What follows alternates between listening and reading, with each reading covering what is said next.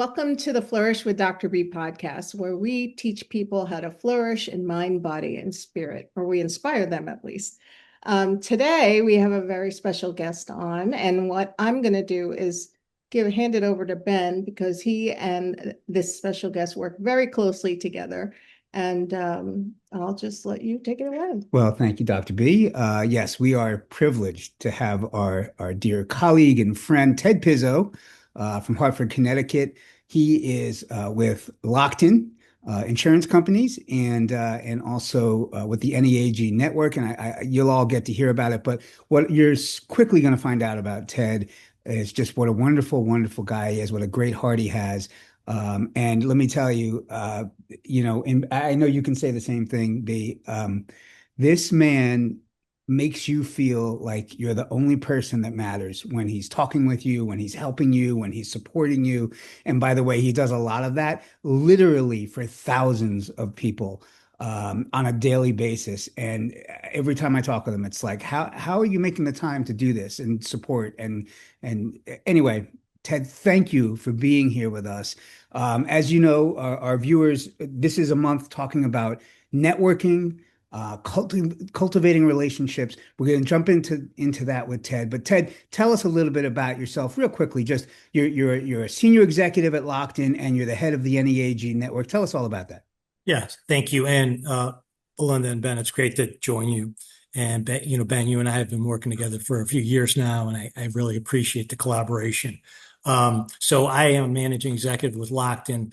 Lockton is a brokerage firm, so we help companies around the world with their employee benefits, their total reward strategies, and their risk management programs. I also run NEAG, which the acronym stands for National Executive Advisory Group. You can check out NEAG at neagpartners.com. It's a great website. So it's great to be here, and there's so much that I've gotten involved in through my networking process since really 2004. And there's a lot of ways we can go with that conversation. So I'll just defer to you guys as to what you'd like to talk about. Yeah, thanks, Ted. I guess what I want people to understand is with NEAG, the National Executives Advisory Group, that I don't know that tells the whole story. From my understanding, you basically are running an organization that's a networking group for business executives. Most of them might be in job transition, looking for their big what's next as a career and in life. And so what's amazing about the network is how you lead them into really supporting each other. And so that's all about building relationships and cultivating relationships. It helps them find new jobs through cultivating relationships. This whole month is about that here. And we see that professionally and personally, and we think you are one of the masters at cultivating relationships. So we just want to tap into the Ted Pizzo brain trust and say, what's going on out there? What are you seeing? What's working for people in terms of cultivating relationships, whether it's professionally or personally? I think what is working is people are getting comfortable in terms of letting the guard down and taking the time to get to know others and finding commonality. So in terms of what I've seen, because NEAG, it sounds like the name could be misleading. It's not just executives, it's people at all walks of life. What we do is the core of what we've done over the last several years is to support people who are in job transition. So they're either out of a job and they're looking to land, or they might be thinking, okay, I'm ready to change and I'm ready to get some guidance in terms of how I can personally brand myself. So the NEAG thing was not a plan that I had. It really came about when I was pivoting at one point and looking at buying a small company, and the wheels came off of that. And in that experience, for about 2 years, I was in an office by myself, and I literally had my own intensity beating the heck out of me. So I said, I got to get out there and I got to be with people. So I started to go out, and at first there was two or three of us. We had simple conversations, not specific kind of quid pro quo driven opportunistic conversations. Just, hey, Ben, Belinda, what do you want to see next year in your life that tells you your efforts have been successful? And what do you want to see that makes you feel like you're living your life in a way that aligns with your values? And then that's what we did. And then a few months in, we had 6 or 7 people, and then it kept growing organically. Then in 2008, there was the major economic downturn, and suddenly had a lot of people whose jobs were to help people in transition, like outplacement companies and recruiters, executive recruiters, sending people our way and saying, "Hey, could you talk to Jim? Could you talk to Jane? Their company just folded, or they're going to have to transfer 1,000 miles away because there's no jobs here." And we said, "Sure." Open tent. There was no qualifications to get in. And then I called it. Had to give it a name. And the only reason I threw executive in there is because I didn't want the acronym to be NAG. So you want people to say, I'm going to that NAG session. So we threw executives. There are certainly a lot of executives in the group, but there's people in our group that of all walks of life, at all levels, some who are entry level, coming out of school, looking for jobs. Some actually, the most inspiring part for me over the last 10 years is that people have stayed involved. And what I would call NEAG alums, people who are not in job transition anymore. Some people who've retired have stayed involved, and they look to find opportunities where they can help someone, and they reach out. And I've created a platform with the emails I send out for people to connect directly. If somebody's looking for a job in a given field, they send me something. I send a spreadsheet out. It has their name, the field they're looking at, and their email. And that way I'm not creating a bottleneck. And then thanks to Paul Torino and Rhonda Rainey and some others, we built this great website that is a skills repository and an opportunities repository.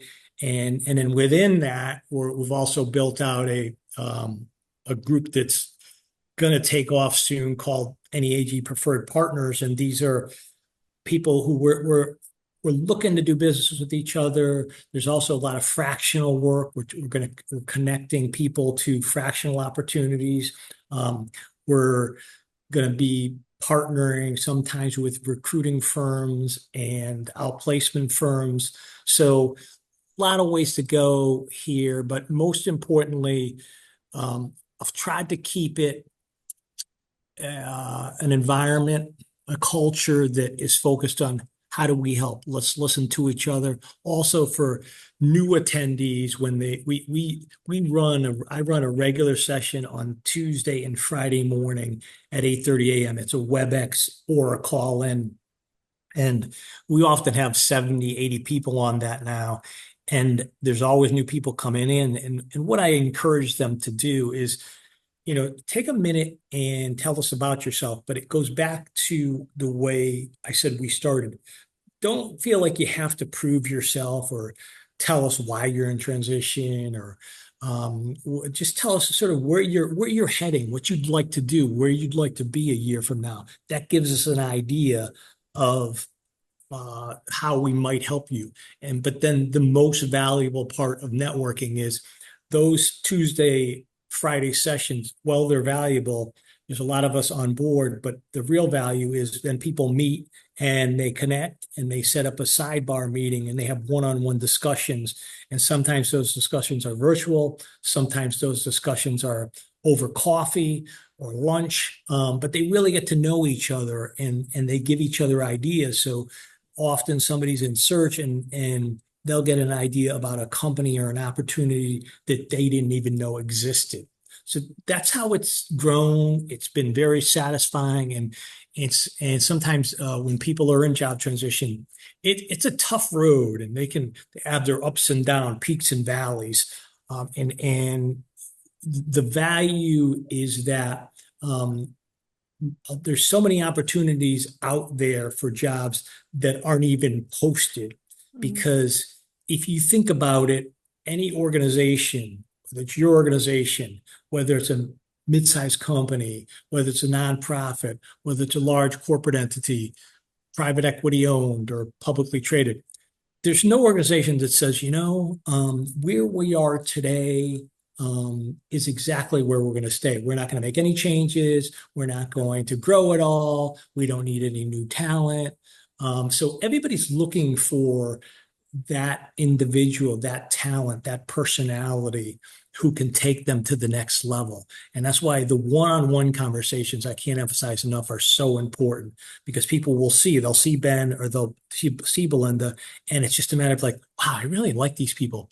I've got to introduce them to so-and-so, as opposed to having the feeling that you're imposing on somebody. If somebody speaks to you and they like what you're about, they like your energy, they feel you're genuine, they're going to want to help you. And they know when they make an introduction, they're doing the person they introduce you to a favor.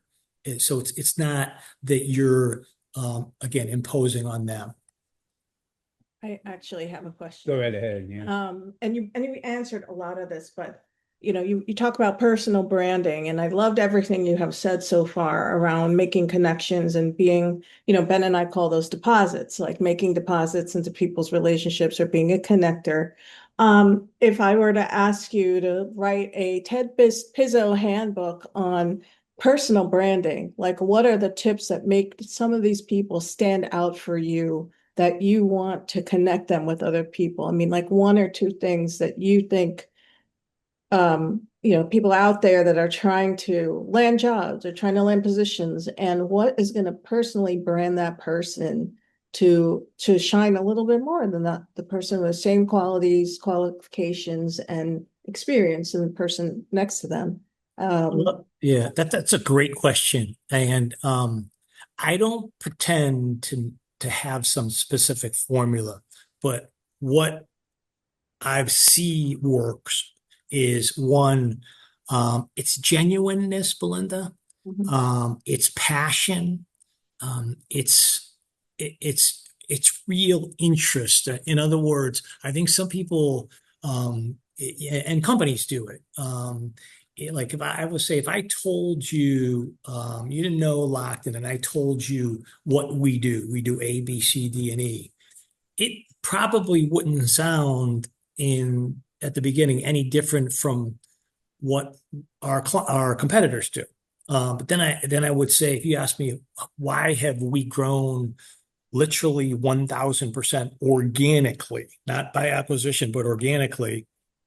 It's because the sole focus is really being interested in what the client is doing and not having any distractions from, fortunately, we're privately held, so we don't have distractions from Wall Street or from an outside entity. It's client, client, client.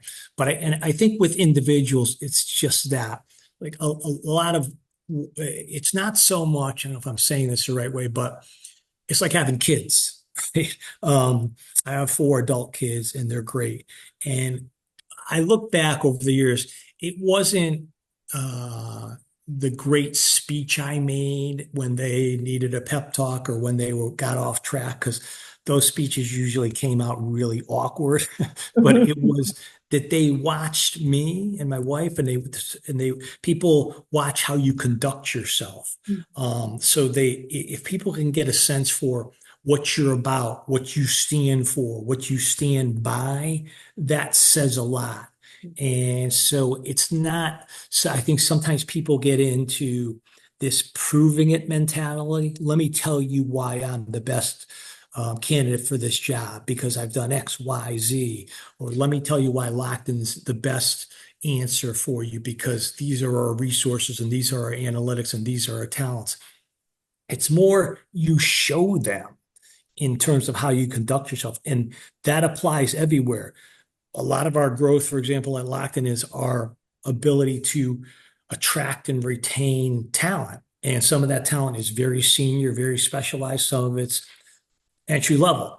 But those people, they come to Lockton and they stay at Lockton because they see how we conduct ourselves with each other. Are we supportive in the community? So it's not so much, and people get job offers all the time, especially you have somebody who's good and they're with you for a few years or they're with you for 10 years. Hey, the competition is going to come at them. But if they feel like they're in a place that kind of aligns with their values and they feel good that, hey, this is a good place to be. People really care. That's when you're going to get the people who want to stay. So anyway. Ted, that makes so much sense, and I can't believe how much time has flown by on our conversation here already. We're going to wrap up soon, but to your point, I have heard you specifically talking about, and you used the word alignment a minute ago. I've heard you talk about aligning your head and your heart, and that's where a lot of the success lies. And so, I guess with that, it sounds like you were just talking about that. And I guess I want to ask you, what do you love most about networking? And what do you love most about your position and what you're doing and how you're supporting people? Like what aligns with your head and your heart through all of this and all of your experience? Yeah, it's a great question. It's what align from the networking perspective. What I'm inspired 5 times a week, at least, by the fact that I see people in NAAG who help each other. Like I said, I get calls. Hey, Ted, I was looking for a job as an engineer, and I just spoke to so and so. This really happened, who's 70 years old, who moved to Georgia, and he reached out and helped me. And then I've also seen people in our sessions who they're in that valley I mentioned, and they're really feeling overwhelmed. And immediately, people mobilize to help. So what inspires me is there's a common goodness. We get bombarded by social media and the news and how everybody's pointing fingers at each other and they hate this one and they hate that one. The haters are going to hate, but more importantly, 99% of the people I've ever met, and I've met a lot of people, want to do the right thing and they want to help each other and they get a lot out of it. And when you collaborate, you learn a ton and we build this kind of energy that is infinite and powerful. So that might sound hokey, but that's where I get my inspiration. Oh, we love that. Well, we do love that. Absolutely. Talk about mind, body, and spirit. Yeah. Yeah, that's a big part of it. So, Yeah, so we always ask our audience, what was your flourish flash, like a light bulb? For me, it's just exactly what you just said, Ted, how people are still willing after the pandemic, after being what I call still frozen and thawing out, after everything that's going on in our society, people are craving the connection and the support and want to support rather. That's a big aha moment for me. How about you, Will? I would say that's a great one. And I would say my big flourish flash today was Ted saying, it's not about what you've done or where you've been, but it's about how you're showing up. And that lands with me, because I can look back at myself and I wish I had shown up a lot differently in a lot of situations. So, But that that was just the past. but that was the past, And the exactly. future is the So, future. yeah, and I've learned that from you, and I've learned that from people like Ted, and like that's a beautiful thing. And I hope that for any of our audience members out there that needed to hear that, like Yeah. that could be a really big one. So So if you are listening to this and you do have a flourish flash, please comment, follow, like, share, comment, post, repost, tag us and share with somebody that might find a lot of wisdom and benefits from this talk today, because that's what we're all about. We're all about giving people just even that one nugget or one little spark, flourish, flash idea to help them change the trajectory of their lives. here. And Ted, before we go, where can people find you if they wanted to reach out to you, learn more about Yeah. Locked-In or So, if they want to reach out to me, my email address is epizzo@lockton.com because my real name's Edward. So EPICCO @lockton.com. They can also, and that is also the email if they want to get involved in NEAG. And they also can check us out and get involved. NEAG, we have a website. It's neagpartners.com. So they can look at that and they'll see the meeting schedules. They'll see their ability to put their information in and their skills, and they'll see opportunities that are presented on the website. And I want to thank you both because this was really fun to do. I feel like I could talk to you for 7 or 8 hours, but you'd probably be sleeping by then, and I would just be talking to myself. But seriously, this is We'll great. have you back. We'll have you back. I'm sorry, did you just say something? Sorry. Oh. See what I mean, Belinda? See how there's me and Ben are also. I love him. I love him like a brother. Likewise. We good? Do love you. We love you a lot, Ted. And, Thank you. And as we always say, don't forget to see our show notes. We'll have all of Ted's information on there, as well as ours, if in terms of where to reach all of us. And Absolutely. Absolutely. So everybody, Ted, thank you very much. Thanks to our audience. And until next time in the Hive. Be kind and flourish fully. Thank you, Ted. Thank you.